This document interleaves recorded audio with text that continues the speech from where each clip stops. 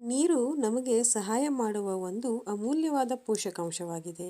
ಮೂತ್ರ ವಿಸರ್ಜನೆ, ಬೆವರುವಿಕೆ ಮತ್ತು ಕರುಳಿನ ಚಲನೆಗಳ ಮೂಲಕ ತ್ಯಾಜ್ಯವನ್ನು ತೆಗೆದುಹಾಕುತ್ತದೆ.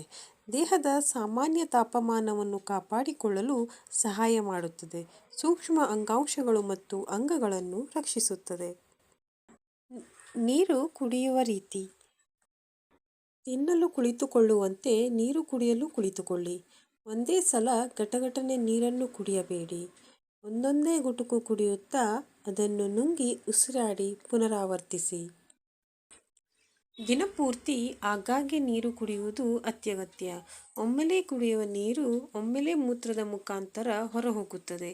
ಹಾಗಾಗಿ ದೇಹಕ್ಕೆ ಉಪಯುಕ್ತವಾಗಲು ನೀರನ್ನು ಆಗಾಗ್ಗೆ ಕುಡಿಯಬೇಕು.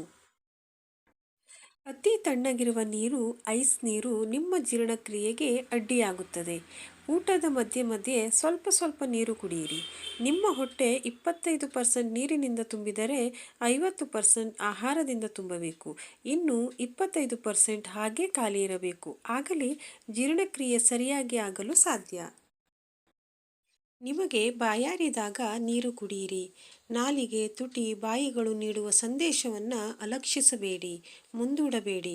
ಗಂಟಲು, ನಾಲಿಗೆ, ತುಟಿಗಳಲ್ಲಿ ಯಾವಾಗಲೂ ತೇವಾಂಶವಿರಬೇಕು. ಆಗ ಮಾತು, ಧ್ವನಿ ಸ್ಪಷ್ಟವಾಗಿ, ಇಂಪಾಗಿ ಇರುತ್ತದೆ. ನಿದ್ರೆ ಮಾಡುವ ಸಮಯ ಸುಮಾರು 7ರಿಂದ 9 ಗಂಟೆ ಕಾಲ ನಾವು ನೀರು ಕುಡಿಯದಿರುವ ದೀರ್ಘಕಾಲ ಎನ್ನಬಹುದು. ಆದರೆ ನಿದ್ದೆ ಮಾಡುವಾಗಲೂ ನಾವು ಉಸಿರಾಡುತ್ತೇವಷ್ಟೇ.